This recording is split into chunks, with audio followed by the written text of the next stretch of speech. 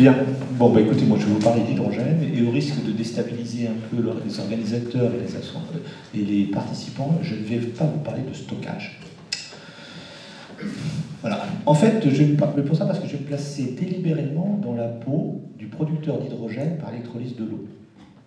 Puisqu'effectivement, on a vu que dès lors qu'on voulait stocker de grandes quantités d'électricité ou valoriser de grandes quantités d'électricité, les stockages sous forme batterie, pompage, etc. étaient limités à quelques heures, quelques dizaines d'heures, quelques jours. Quand je veux valoriser de très grandes quantités d'énergie sur de longues périodes en grand volume, il faut que je transforme cette électricité dans une forme chimique stockable. Et en général, la première énergie chimique stockable accessible à partir d'électricité, c'est l'hydrogène par électrolyse de l'eau.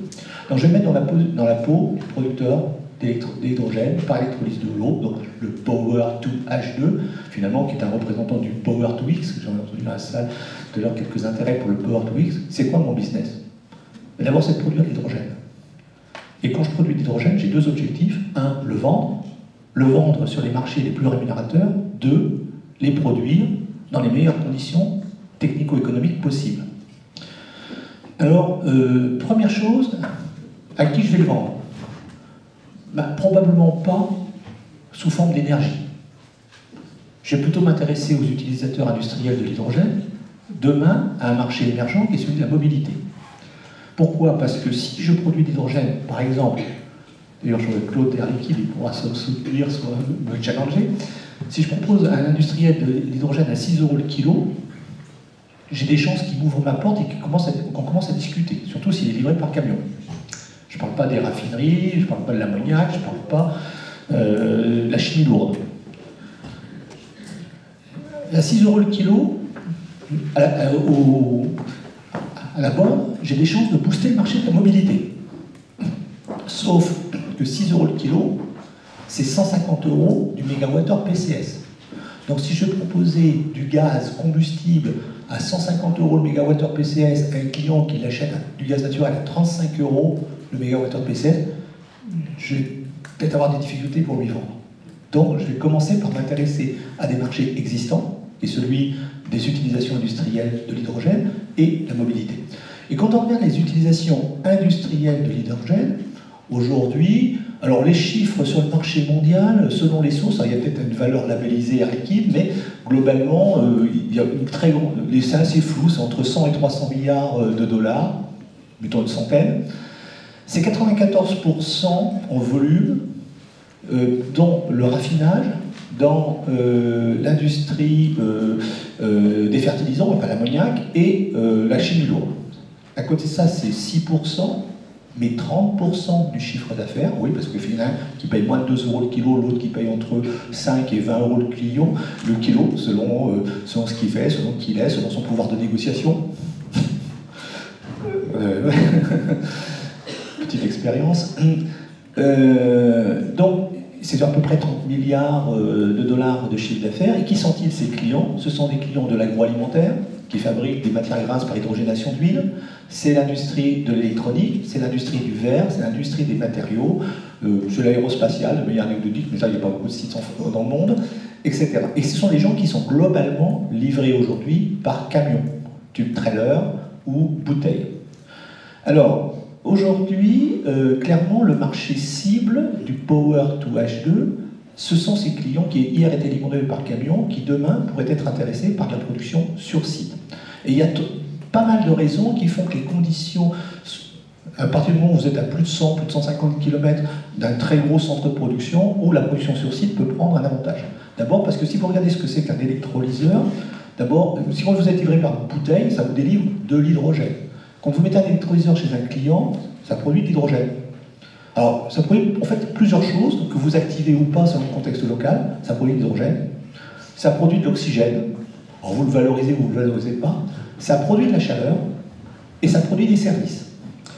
Et quel type de service ça produit? Parce qu'en gros, comme c'est extrêmement flexible, et là je me démarque un petit peu de Pierre, c'est qu'aujourd'hui un électrolyseur PEM, ça démarre en quelques secondes, vous passez de 5-10% de charge à 100% de charge en quelques secondes, et l'Alcalin n'est pas très loin derrière, parce que l'Alcalin fait d'énormes progrès dans l'attente de technologies à très haute performance, type haute température. Je regarde le CEA parce qu'effectivement ils sont en pointe sur tout ce qui est électrolyse haute température. Donc, en fait, ce sont des appareils extrêmement flexibles et donc je peux profiler ma courbe de charge, puisque le gros intérêt de mon produit, c'est là que je rejoins le stockage, c'est que je suis un consommateur, en fait, c'est quoi mon métier? C'est que je suis un consommateur flexible d'électricité dont le produit est stockable. Je ne stocke pas de l'électricité, c'est mon produit qui est stockable, qui est l'hydrogène. Donc, je peux produire, profiler, et si je m'achète chez un client et que je commence à avoir l'idée de piloter mon installation en complément de sa propre courbe de charge, je vais commencer à lui vendre un service autour du profilage de sa courbe de charge, optimisation de son contrat élect, optimisation de sa puissance appelée, et là je peux commencer à explorer différents tableaux, parce que la rentabilité d'un projet sera dans l'appréciation de la complexité dans une offre, un packaging de services, pas uniquement dans la fourniture brute d'hydrogène. Alors ça va pour des clients qui sont des gros consommateurs, parce qu'en plus, ces industriels, ils existent. La liste, on peut les cibler, on sait où ils sont, qui ils sont. D'ailleurs, comme ce sont des installations classées, ils sont même dans un fichier ouvert. Bon, après, il n'y a pas toutes les informations qui vont, mais on sait qui ils sont. Le marché de demain, c'est la mobilité. Parce que finalement, la mobilité, ça ressemble à quoi? Ça ressemble à un industriel. Comment je vais... Alors au début, bien sûr, il y aura des petites stations, on verra des camions, puis très vite, on va s'apercevoir que... pour réapprovisionner des stations-service, pour peu qu'on ait des flux relativement importants, c'est plus avec des camions, parce que là où j'ai assez d'un camion par semaine pour réapprovisionner une station-service essence ou hydrogène, ou diesel, si je veux réapprovisionner une station-service en hydrogène, c'est 3 camions par jour. Alors pourquoi la production de ça va aussi, je dirais, aller dans le bon sens? Et là, on va rejoindre d'ailleurs les ENR. D'abord parce qu'effectivement, il y a des contraintes croissantes sur le transport routier. C'est difficile de faire rouler des camions, il y a des moments où ils peuvent plus rouler le week-end, certains week-ends, certains jours, etc. Deuxièmement, c'est encore, à force quand il s'agit de matières dangereuses. Je ne peux pas ou difficilement compenser ces contraintes sur le transport par du stockage chez le client. Très vite, je suis rattrapé par des réglementations sur les risques de stockage de matières dangereuses sur les sites industriels. Arrivent sur le marché de nouvelles générations d'électrolyseurs, alcalines ou PEM, demain aux températures de plus en plus performantes, de plus en plus flexibles et de moins en moins chères. Et puis arrive l'effet ENR, c'est là où effectivement, moi quand je regarde les problèmes qu'essaie de résoudre le stockage, l'intermittence des produits ENR, moi leur problème c'est une opportunité pour moi. C'est-à-dire que quand je vais avoir de plus en plus de surcapacité en puissance, et n'oubliez pas que les ENR c'est caractérisé par du capex élevé et des coûts marginaux bas. Alors c'est vrai qu'on parlait d'environnement protégé, ça c'est une bonne nouvelle pour les ENR, pour moi c'est une mauvaise nouvelle. Parce que ces industriels qui au moment de l'électricité, ben gros, ils vont venir me voir, ils vont me dire j'ai de l'électricité à te vendre. Je suis un consommateur flexible, je lui dis bah écoute je vais te l'acheter, et on va se mettre d'accord sur le prix. Alors lui, il va vouloir me le vendre, bien sûr, à un prix qui est légèrement supérieur à son coût marginal de production, qui est quasiment proche de zéro, et moi, je vais vouloir l'acheter à une valeur qui est inférieure à la valeur net back, d'ailleurs, il faut que mon coût marginal de production à la fin soit compétitif sur le marché. Et si l'écart n'est pas nul, on va se mettre d'accord, je vais lui acheter. Puis je vais lui vendre quelques services, des traitements, de la puissance, je vais profiler sa ferme éolienne, etc., etc. Donc en fait, le développement des ENR, et plus les ENR vont se développer, plus, et on le voit depuis maintenant, on suit des indicateurs depuis 2008, en France, en Allemagne, plus, d'autant plus avec des sorties qui commencent sur une tarif de rachat, plus les ENR vont se développer, plus je vais avoir un nombre d'heures croissant pendant lesquelles je vais avoir accès à l'électricité à bas prix. Et ça, c'est encore une bonne nouvelle.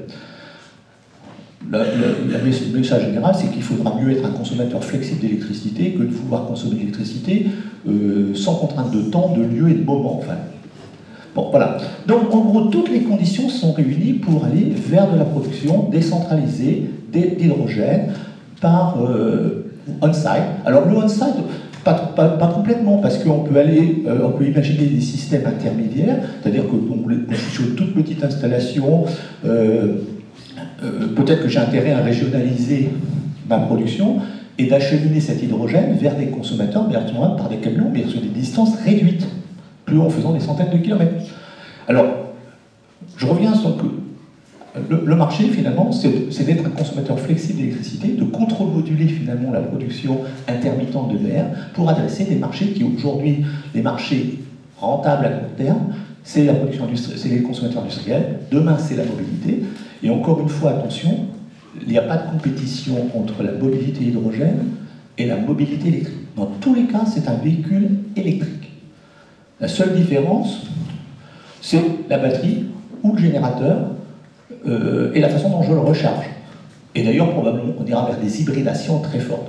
Parce que, quelles que soient les performances d'ailleurs des batteries, il y a juste une limite.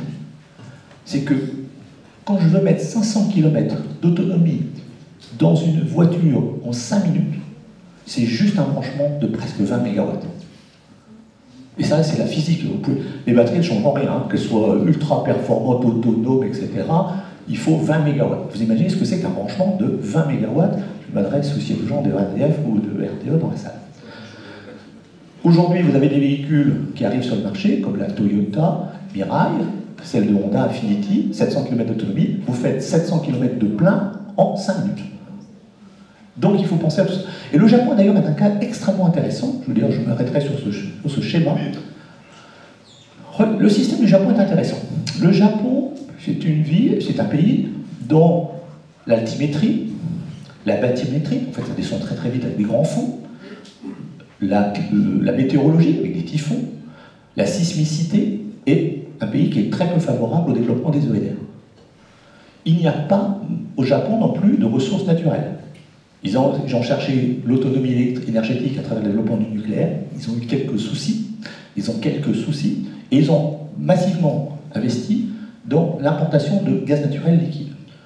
Et aujourd'hui, ils ont investi dans la production décentralisée d'électricité et de chaleur dans des fuel cells. Il y a plus de 150 000 systèmes installés au Japon de piles à combustible, essentiellement de la pelle, mais enfin il y a aussi d'autres technologies pour des raisons de marché, dans lesquelles ils produisent de manière décentralisée l'électricité et la chaleur. Et n'oubliez pas d'ailleurs que les rendements, cette fois-ci, globaux, chaleur plus électricité, ces systèmes sont très élevés.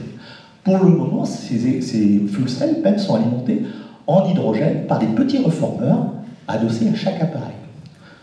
Le Japon anticipe qu'ils vont aller jusqu'à 3 à 5 millions de systèmes. Alors à 100 000, 50 000, la question ne se pose pas, à 500 000, elle ne se posera peut-être toujours pas, à 1 million, elle va se poser, c'est est-ce que je continue à produire l'hydrogène au pied de chaque pile, ou est-ce que je commence à regrouper la production d'hydrogène et commencer à la distribuer par pipe, soit un mail local, un district, une ville, une vallée, un pays. Et notamment, il y a deux industriels, Kawasaki et Mitsubishi, qui actuellement travaillent sur des projets massifs d'importation d'hydrogène au Japon en remplacement d'importation de gaz naturel liquide. Et maintenant, si vous imaginez qu'on a des réseaux d'hydrogène, ça devient très facile de faire une station-service, parce que je me pique sur le réseau, plutôt que de la produire, de se transporter, etc. À partir du moment où je le produis et j'ai des stations-service, ça justifie la logique industrielle, Toyota, Honda, d'avoir des véhicules hydrogène. Maintenant, si vous prenez un véhicule full power hydrogène, il y a une fuel cell de 100 kW dedans. Bien, vous êtes au Japon, il y a un réseau hydrogène, il y a un réseau électrique, vous avez une fuel cell de 100 kW. Le véhicule, d'ailleurs, ça roule moins de 1000 heures par an, pendant 8000 heures, ça ne roule pas, même si vous le connectez que 5000 heures, et là vous mettez un ombilical, un tuyau d'hydrogène et un câble électrique. Et là, vous avez des centrales de 100 kW une fois qui sont distribuées. Dites-vous qu'un véhicule électrique full power hydrogène, c'est peut-être la centrale électrique de demain. Merci, on va s'arrêter là.